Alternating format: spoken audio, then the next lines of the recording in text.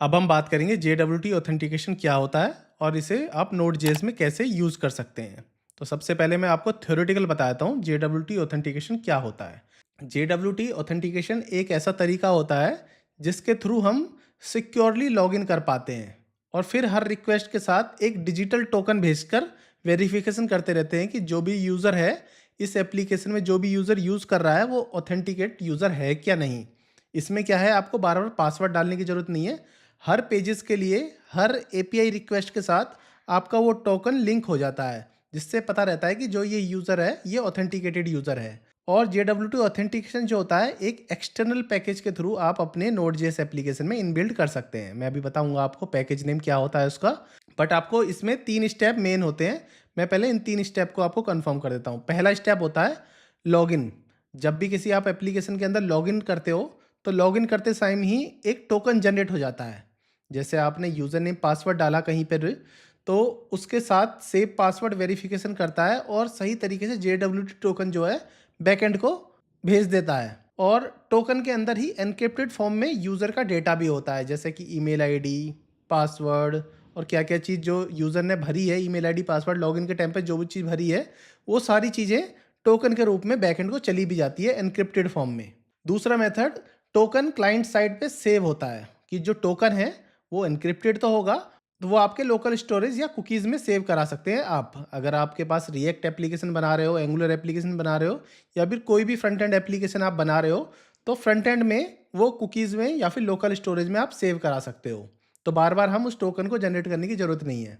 हर API की request पे वो टोकन आपको सर्वर को भेजना है एज ए हेडर। एपीआई के अंदर हेडर एक फील्ड होती है, उसमें उस टोकन को भेजते रहो, जिससे एपीआई जो है वैलिडेट करती रहेगी आप एक वैलिड यूज़र है। ठीक है, 2 स्टेप ये। तीसरा स्टेप, टोकन वेरिफिकेशन करना। जो सर्वर है Node.js या Express.js हर रिक्वेस्ट पर टोकन चेक करता है। अगर टोकन वैलिड है तो उसको एक्सेस मिलता रहता है हर पेज का, हर एपीआई का मतलब। और अगर टोकन इनवैलिड है या फिर मिसिंग है तो उसको 401 अनऑथराइज कुछ एरर आ जाता है। ठीक है, ये तो हो गई इसकी थ्योरेटिकल चीज़ें कि JWT टोकन किस तरीके से वर्क करता है रियल कंडीशंस में। चलो, मैं आज के लेक्चर में आपको बताऊंगा, एक साइन अप एपीआई बनाऊंगा, एक लॉगिन एपीआई बनाऊंगा। और साइन अप एपीआई से आप यूज़र रजिस्ट्रेशन कर सकते हो। पासवर्ड हैशिंग के लिए बी क्रिप्ट करके एक हमारी एक्सटर्नल लाइब्रेरी होती है, इसको हम यूज़ करेंगे जो पासवर्ड ज़्यादा सिक्योर रहे। आपको मैंने ये सब बता भी रखा है शायद, पासवर्ड हैशिंग करके जो टेक्निक है इसके स्पेसिफिक लेक्चर भी दिया हुआ है मैंने।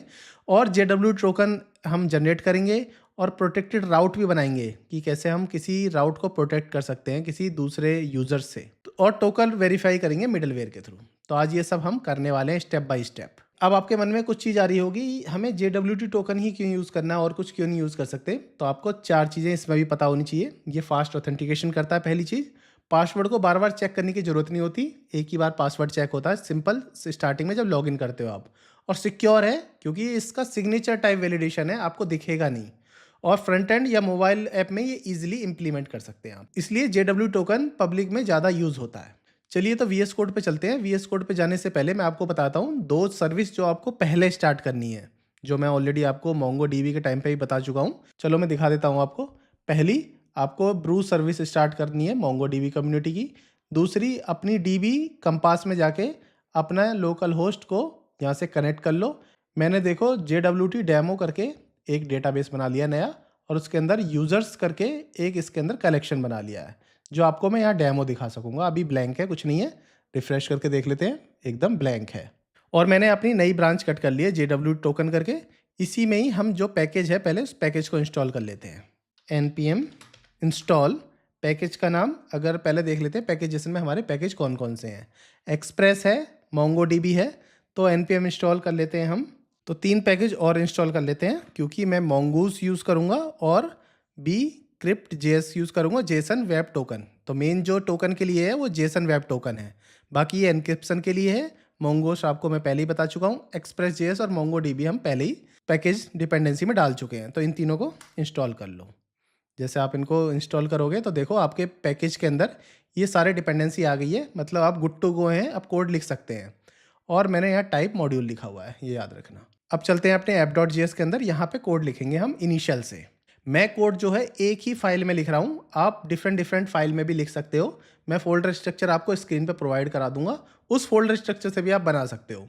मैं एक ही जेएस फाइल में इसलिए लिख रहा हूँ कि थोड़ा टाइम सेव हो जाएगा, और बाकी मैं फ़ोल्डर स्ट्रक्चर के थ्रू आपको अच्छे से समझा भी चुका हूँ कि कैसे काम होता है। ठीक है, एक्सप्रेस कर लिया, इंपोर्ट मोंगूश कर लेते हैं, इंपोर्ट बिक्रिप्ट। ठीक है, एक इंपोर्ट और करना है JWT। 4 पैकेज जो मैंने इंस्टॉल किए थे उन चारों को मैंने इंपोर्ट कर लिया। इन चारों की हमें ज़रूरत पड़ने वाली है, इसलिए चारों ही कर लिए। अब कॉन्स्ट लेते हैं, ऐप में as a middleware as a object ले लेते हैं। ठीक है, और ऐप डॉट यूज़ मिडलवेयर के अंदर एक्सप्रेस डॉट जेसन ले लेते हैं, क्योंकि आज हम जेसन पे काम करने वाले हैं, तो जेसन एज ए मिडलवेयर मैंने उठा लिया। 2 चीज़ पहले हमने कर ली। अब मैं आपको बताता जाऊँगा जैसे जैसे मैं करूँगा। तो पहले मैं कनेक्ट करता हूँ MongoDB को। तो MongoDB को कनेक्ट करने के लिए पहले हम mongoose करते हैं, mongoose डॉट कनेक्ट। ये सब मैं आपको बता चुका हूँ। MongoDB ये हम लिखते हैं पहले, और इसके बाद लोकल होस्ट चेक करते हैं कि हमारा लोकल होस्ट किस पे चल रहा है MongoDB। तो ठीक है, चलो चल के देख लेते हैं। MongoDB हमारा चल रहा है 27017, जिसमें डेटाबेस का नाम है JWT डेमो। ठीक है, और इसके अंदर यूजर्स। ठीक है, अब हम समझ चुके हैं। तो इसके अंदर हमें क्या करना है, इसके अंदर जाना है, और हमारा DB का नाम था JWT डेमो। इतना आपको कनेक्शन लेना है। इसके बाद डॉट देन में कंसोल लॉग में आप दिखा सकते हो MongoDB कनेक्टेड। अगर ये आ जाता है कंसोल लॉग में, मतलब नीचे आ जाता है, तो आपका DB कनेक्ट हो जाएगा। और डॉट कैच में आप एरर दिखा सकते हो। ये चीज़ें मैंने आपको mongoose जब मैंने पढ़ाया था, जब आपको बताई थी। इतना कर लिया। अब मैं क्या करता हूँ, यूज़र स्कीमा बना लेता हूँ, क्योंकि mongoose में स्कीमा बनाते हैं जो आपकी चीज़ें आसान हो जाए समझने के लिए।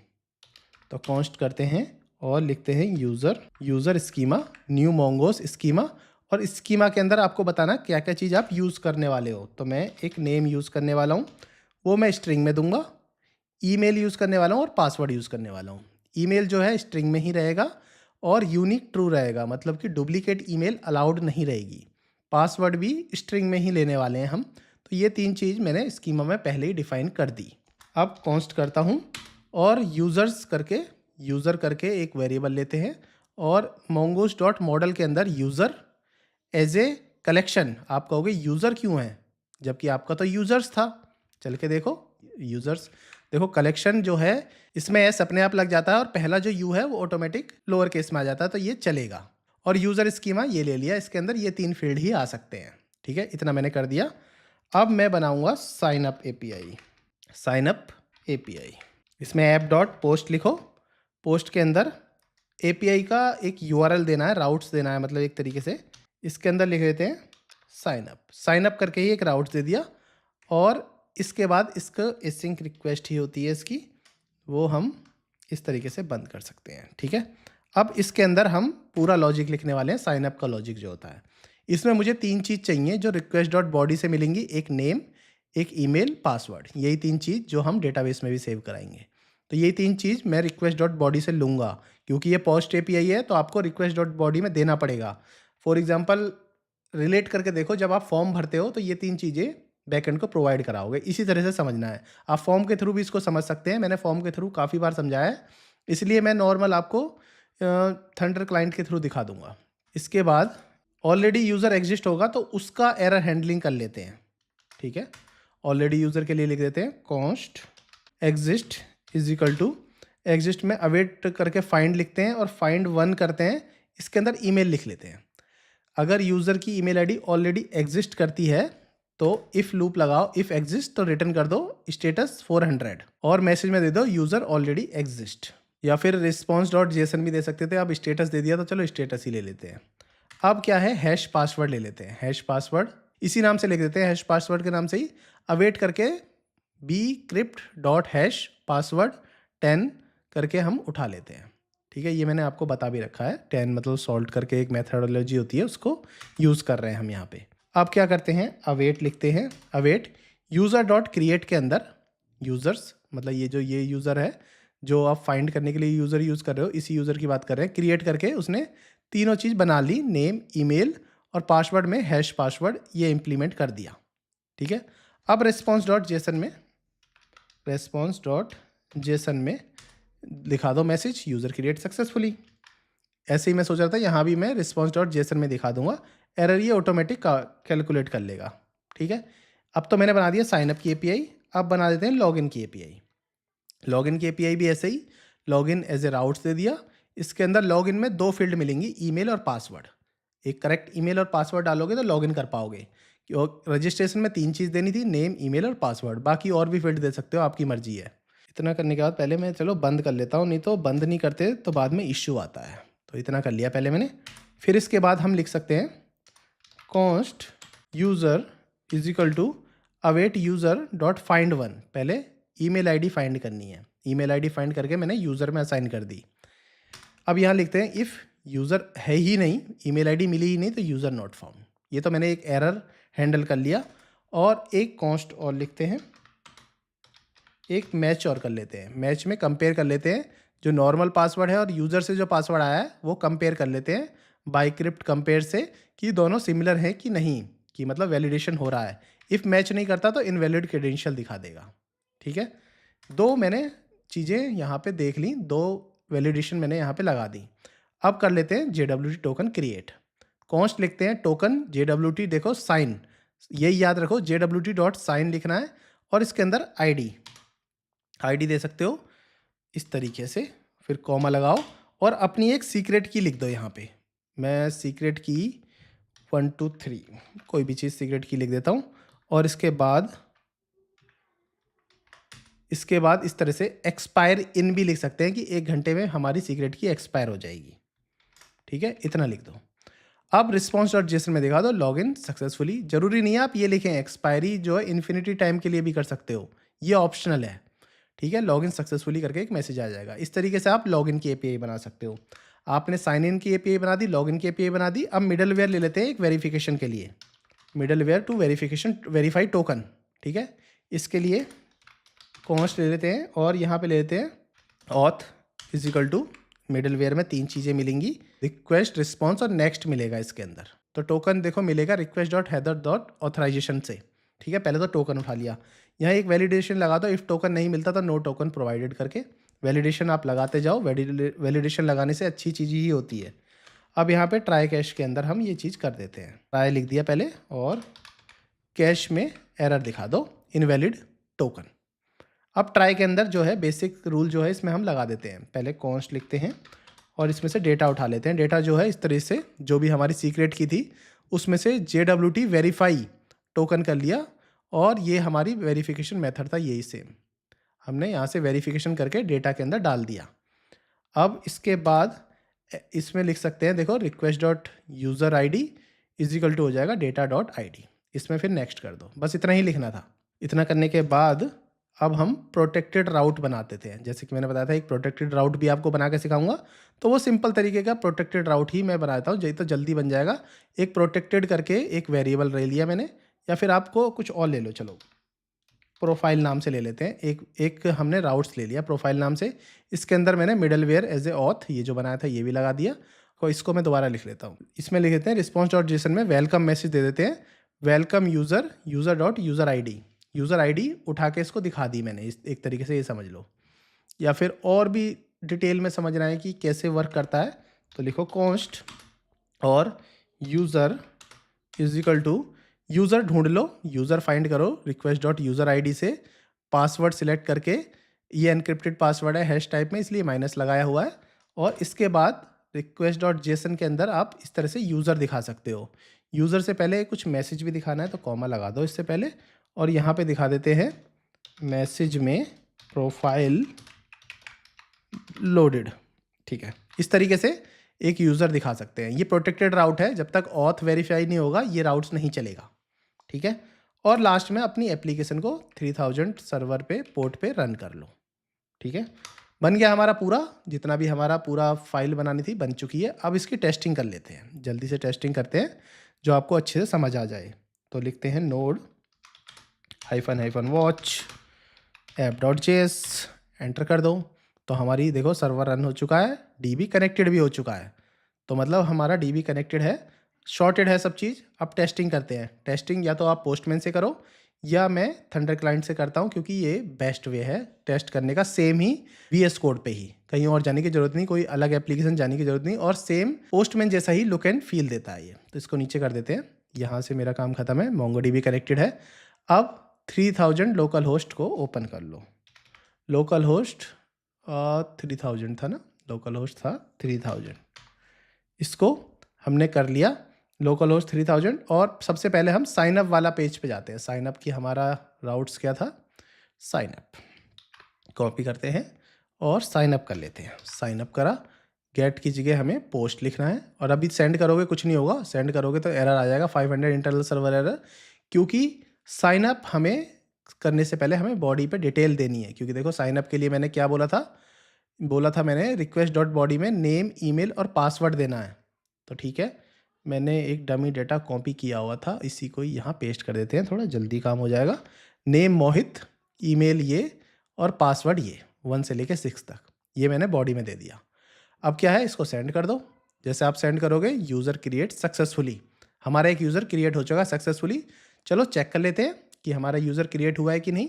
ये जो मैंने दिया है ये आप HTML के फॉर्म में भी दे सकते थे। HTML का एक फॉर्म बनाते जिसमें ईमेल, नेम और पासवर्ड एक इनपुट फील्ड में देते और सबमिट पे इनको भेज सकते थे। वही काम मैं पोस्टमैन से कर रहा हूँ या थंडर क्लाइंट से कर रहा हूँ। ठीक है, हमारा एक यूज़र क्रिएट हो चुका है। इसको वैलिडेट कर लेते हैं। वैलिडेट करने के लिए जाओ और यहाँ से रिफ़्रेश करो। जैसे आप रिफ़्रेश करोगे तो एक नेम, ईमेल और पासवर्ड जो है एनक्रिप्टेड फॉर्म में, क्योंकि हम हैशिंग टेक्निक यूज़ कर रहे हैं, और इसमें हमारी एक आईडी बन चुकी है, मतलब एक यूज़र क्रिएट हो चुका है। इतना हो चुका है। अब अपना सेकंड लॉगिन वाली साइन अप हमारा हो चुका है। अब हम लॉगिन करते हैं। इसको ऐसा करता हूँ, इस पूरे को ही कॉपी करता हूँ, एक रिक्वेस्ट और ओपन करते हैं और इसमें साइन अप की जगह रिप्लेस कर देते हैं लॉगिन के साथ। और लॉगिन भी पोस्ट एपीआई ही है, तो यहाँ पे गेट की जगह लिखते हैं पोस्ट। देख लेते हैं पोस्ट एपीआई है, ठीक है। इसमें मुझे ईमेल और पासवर्ड देने हैं, तो मुझे बॉडी में जाके इसमें ईमेल और पासवर्ड देने हैं। तो इसी को पूरा कॉपी कर लेता हूँ। ईमेल पासवर्ड इन्हीं को ही चेक कर लेते हैं। पहले मैं गलत डाल के देखूंगा, नेम हटा देते हैं, बस ईमेल पासवर्ड थोड़ा गलत कर देते हैं, 7 कर देता हूँ और सेंड करता हूँ इनवैलिड क्रेडेंशियल। तो चलो पासवर्ड करेक्ट कर देते हैं, फिर सेंड करते हैं। तो देखो आपको एक मैसेज मिला लॉगिन सक्सेसफुली और एक टोकन मिला है। ये टोकन आपका बहुत ज़रूरी है। ये टोकन अब हर रिक्वेस्ट के साथ भेजना है, तभी आप अपनी एप्लीकेशन पे काम कर पाओगे। तो मेरे पास एक एप्लीकेशन है जो प्रोटेक्टेड राउट रखती है, याद होगा आपको, जो मैंने मिडलवेयर बनाने के बाद एक अपनी प्रोटेक्टेड राउट एप्लीकेशन बनाई है प्रोफाइल। इस पे टेस्टिंग कर सकते हैं हम अपनी एप्लीकेशन की। चलो एक नई रिक्वेस्ट और ओपन करते हैं, इसको साइड में ले चलते हैं और यहाँ पे साइन अप की जगह हम प्रोफाइल कर लेते हैं। कॉपी करो और यहाँ पे पेस्ट कर दो।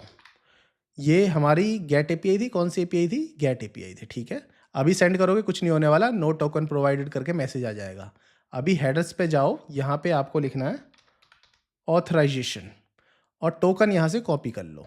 यहाँ से इतना टोकन जो कोट्स के अंदर है वही टोकन कॉपी करा है और यहाँ पर पेस्ट कर दिया। और अब सेंड करेंगे, 500 एरर आया तो मतलब कि कुछ इंटरनल सर्वर एरर है। आपको याद होगा मैं यूज़र से पहले मैंने अवेट नहीं लगाया, इस सिंक, और यहाँ पे लिखेंगे हम अवेट। चलो अब दोबारा से चेक कर लेते हैं, सेंड करते हैं, ठीक है। क्योंकि वो हमारा जो डेटा आ रहा था वो डेटाबेस से उठ के आ रहा था, तो हमारा फंक्शन एसिंक अवेट में होना चाहिए। तो इस तरीके से करोगे आप तो आप दिखा पाओगे मैसेज में प्रोटेक्टेड लोड आ गया, नेम, ईमेल आईडी, जो आपको जितनी भी यूज़र की डिटेल चाहिए थी वो सारी आपको यूज़र की डिटेल मिल गई। इसके थ्रू जो भी यूज़र की डिटेल थी आपको सारी इस एपीआई से मिल चुकी हैं। तो इस तरीके से आप प्रोटेक्टेड राउट को भी यूज़ कर सकते हो, बट याद रखना आपका डेटा डेटाबेस से उठ के आएगा, तो एसिंक अवेट यूज़ करना है। तो इस तरीके से आप सारी चीज़ें परफॉर्म कर सकते हो, साइन इन, लॉग इन और एप्लीकेशन में अपने काम भी कर सकते हो और एक बड़ी एप्लीकेशन भी बना सकते हो। जब मैं आपको प्रोजेक्ट बनवाऊंगा तो डेफिनेटली JWT टोकन का यूज़ करूँगा, वहाँ और अच्छे से आप समझ पाओगे। तो अभी के लिए इतना ही। अगर मेरी वीडियो इन्फॉर्मेटिव लग रही हो तो मेरे चैनल को सब्सक्राइब जरूर कर दें दोस्तों। अपने दोस्तों के साथ शेयर जरूर करें। आपके शेयर करने से, सब्सक्राइब करने से मुझे बहुत ज़्यादा मोटिवेशन मिलता है नेक्स्ट वीडियो बनाने के लिए, तो शेयर जरूर कर दें। Thank you.